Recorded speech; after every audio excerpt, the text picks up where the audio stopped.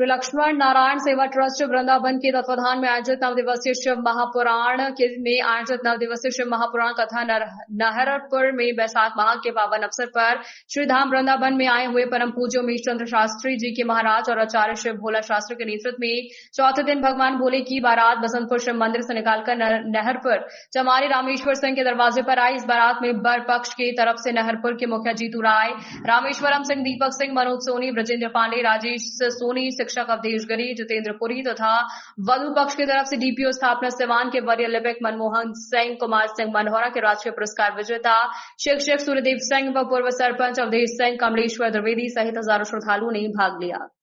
Sir, अपना परिचय बताएं और आज 5वें दिन कथा में क्या हुई, इस पे प्रकाश डालें।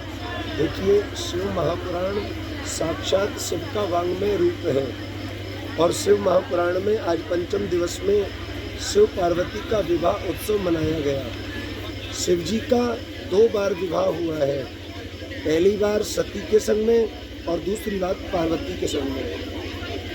कहते हैं माँ पार्वती साक्षात श्रद्धा है और भगवान शिव क्या है, बोले विश्वास है। तो आज मानो श्रद्धा और विश्वास का मिलन हुआ है। शिव विश्वास रूप, सती श्रद्धा रूप। उन्होंने जो कथा को श्रद्धा से नहीं सुना, कथा को जब श्रद्धा से नहीं सुना तो उसका परिणाम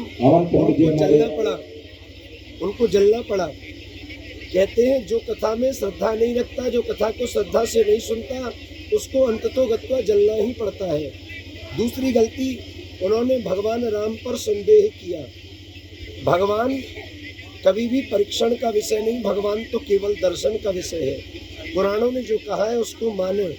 भगवान को हम जान नहीं सकते, हाँ परमात्मा की कृपा कर दे तो ही उनको जाना जा सकता है। उनकी कृपा के बिना उनके बारे में कुछ कहना, उनको जानना बिल्कुल इम्पॉसिबल है।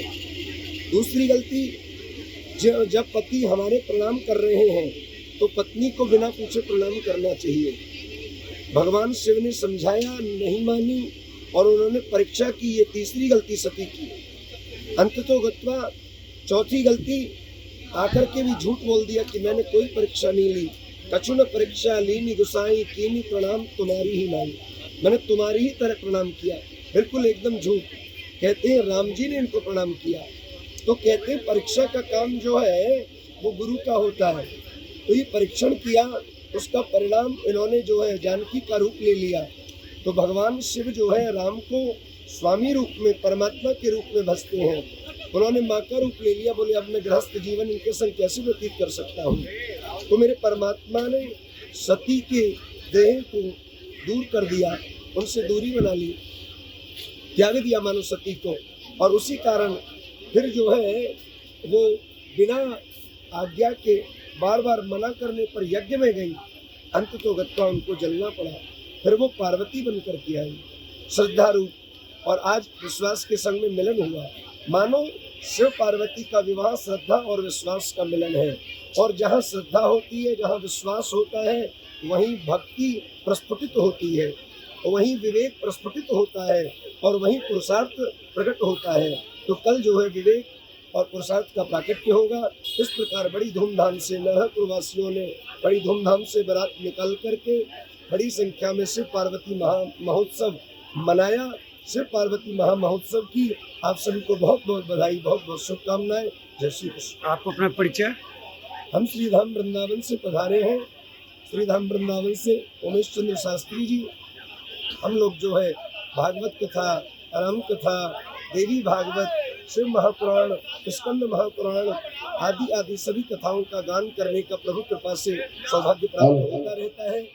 तो बड़ी अद्भुत और आनंददायक है। हमारे बहुत बहुत धन्यवाद। जीवन को धन्य बनाएं। शिव महापुराण का ये 5वां कथा का 5वां दिन है और आप आचार्य हैं। अपना परिचय और कथा की संक्षिप्त जानकारी दें।